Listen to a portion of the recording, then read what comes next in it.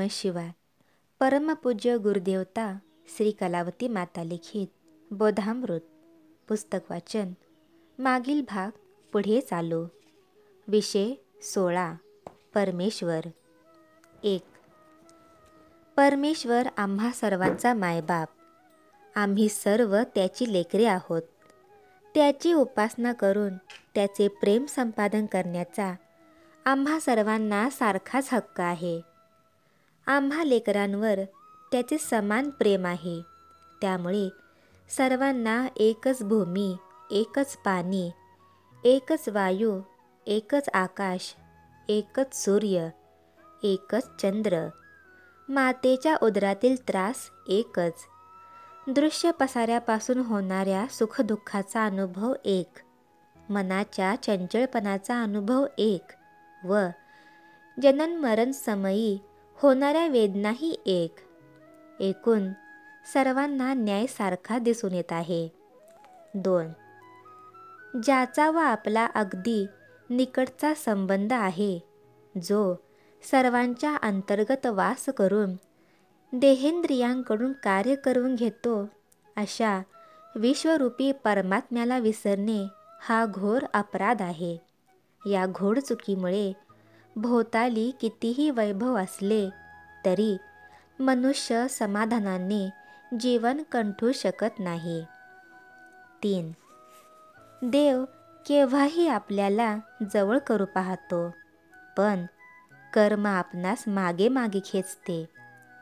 चांगलेपणाने वागण्याची उमेद असली तरी पावलोपावली अडथळा आणून पूर्वसंस्कार नाराज करून सोडतात.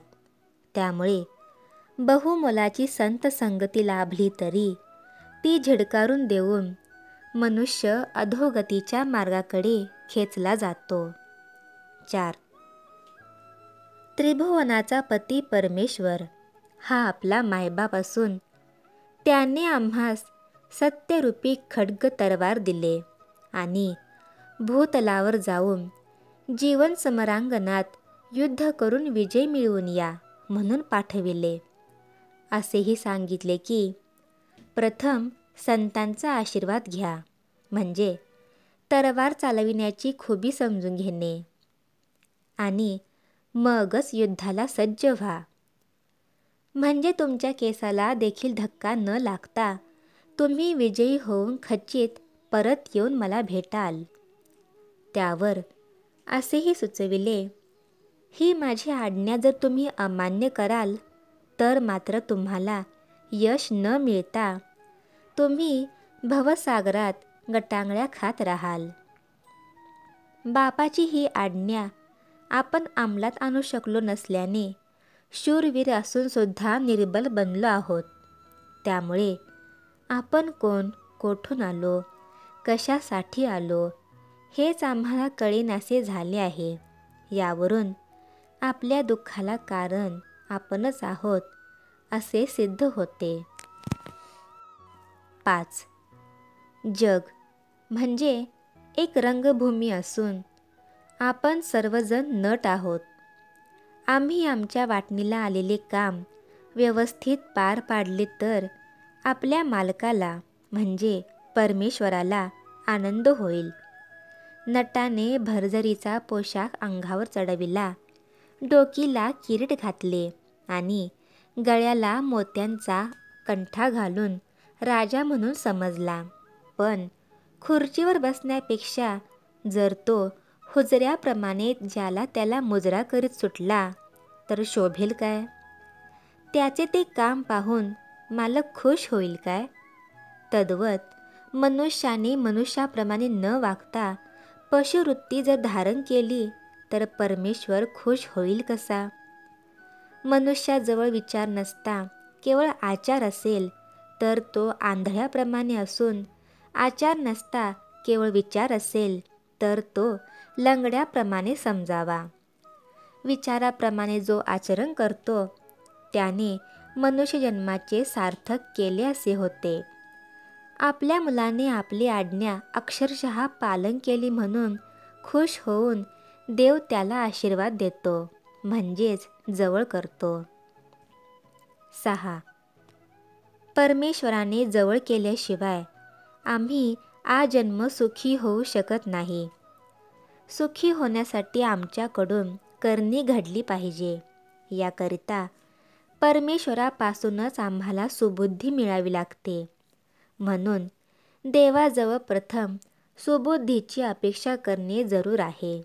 नाहीतर देव जरी प्रत्यक्ष झाला तरी काय मागावे हे लक्षात न येता भलतंच मागणं घडतं.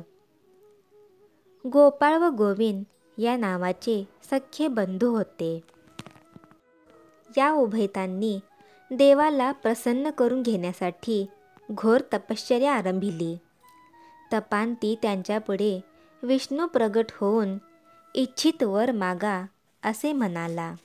तेव्हा गोपाळ भटाने 3 वर व दृष्टीहीन गोविंद भटाने 1 वर मागून घेतला. विष्णू तथास्तु म्हणून स्वस्थानी परतल्यावर गोपाळ भटाने कुरूप असलेली माझी पत्नी रंभे समान होवो असे म्हणून एका वराचा उपयोग केला. तोच ती अत्यंत रूपवती दिसू लागली. एके दिवशी ती गावाच्या बाहेरील सरकारी विहिरीवर पाण्याला गेली. तेव्हा एका राजाने तिला पळवून नेऊन एका खोलीत कोंडून ठेवले.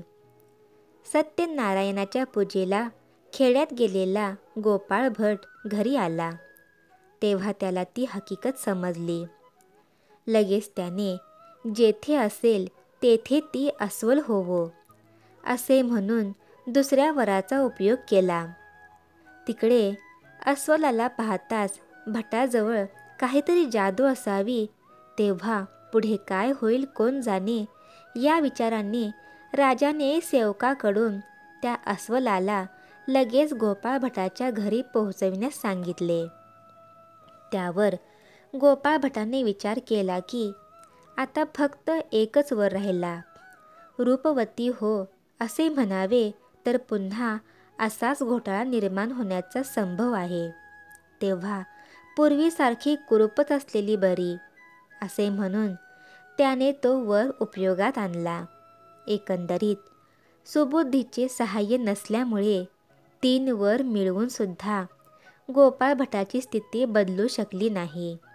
तेच गोविंद भटाला सुबुद्धीचे सहाय्य मिळाल्यामुळे त्याने नातवाच्या मस्तकावर छत्र धरलेले मी पाहावे असे मागून वर संपविला.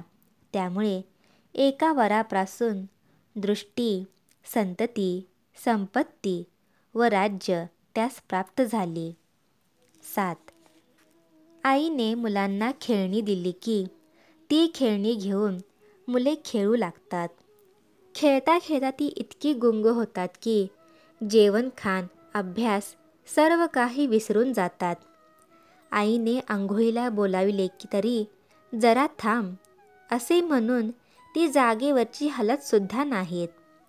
तेच त्यांना जेव्हा सडकून भूक लागते तेव्हा रंगात आलेला खेळही मोडून टाकून भूक लागली वाढ म्हणून आईच्या भोवती घिरट्या घालतात. त्याप्रमाणे आमच्या करमणुकीसाठी देवाने आम्हाला स्त्री, पुत्र, ग्रह, धनादी खेळणी दिली की आम्ही ती खेळण्यामध्ये रमून जातो. आम्हाला जवळ घ्यावे म्हणून मधून मधून देवाला वाटते.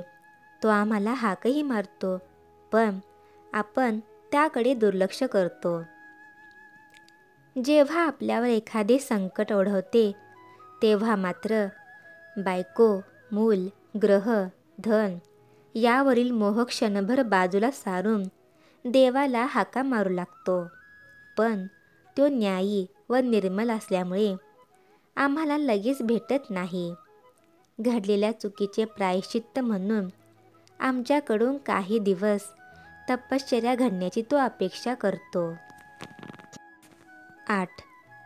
मुळाला पाणी घालण्याचे सोडले असता जसे झाड वाळू लागते तद्वत आपले मूळ जो परमेश्वर त्याचे आम्हाला विस्मरण होऊ लागले की आपण दुःखी कष्टी होतो. परमेश्वराचे लक्ष सदैव आमच्याकडे आहे, अर्थात तो आमच्या अगदी निकट आहे.